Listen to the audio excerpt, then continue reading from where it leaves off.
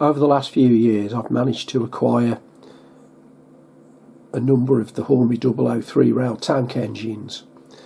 The one that I haven't got from post-war is the southern tank engine. That's due to it being very scarce and quite expensive due to its scarcity.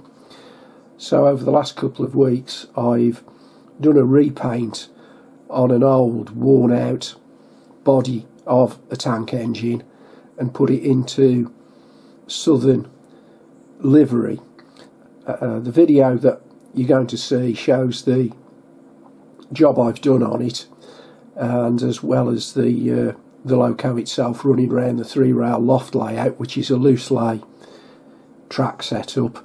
There's a number of other tank engines from the big four companies that were formed in 1923 moving around. I've had to do that just to keep the engines happy, and a number of the express passenger locomotives were also pushing for featuring in the video, so they appear in places.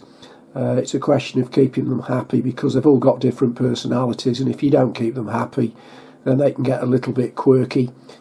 The LMS Duchess of Atholl was quite insistent that she was allowed to travel around the track, so you'll see her moving round. Sir Nigel Gresley wasn't quite as bothered.